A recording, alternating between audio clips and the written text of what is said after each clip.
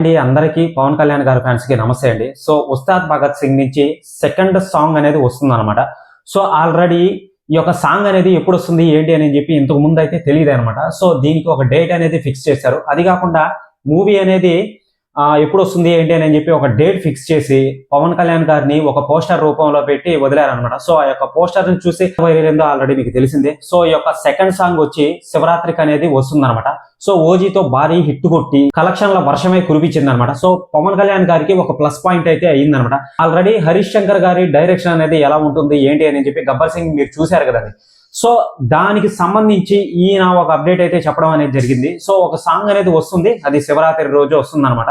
So Ustaad Bhagat Singh లో దేకిలేంగే song అనేది వచ్చిందనమాట. సో ఆల్రెడీ అది ఎంత విధ్వంసాన్ని సృష్టించిందో ఆల్రెడీ మీకు తెలిసిందే.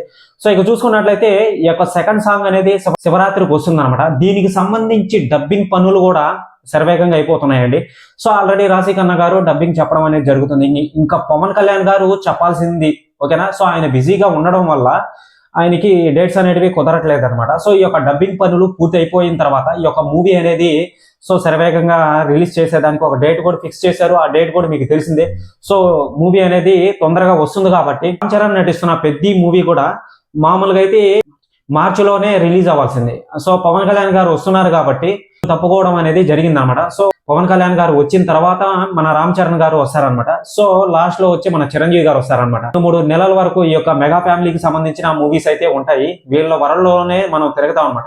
సో ఫస్ట్ సింగిల్ సాంగ్ అయితే వచ్చేసింది. సెకండ్ సాంగ్ అనేది ఏ విధంగా విధ్వంసాన్ని సృష్టిస్తుందని చెప్పి మనం వేచి చూడాల్సిందే అనమాట. ఈ యొక్క ఉస్తాద్ భగత్ సింగ్ కూడా భారీ హిట్ అవుతుందని చెప్పి పవన్ కళ్యాణ్ గారి ఫ్యాన్స్ ఎగర్లీ వెయిటింగ్ అనమాట.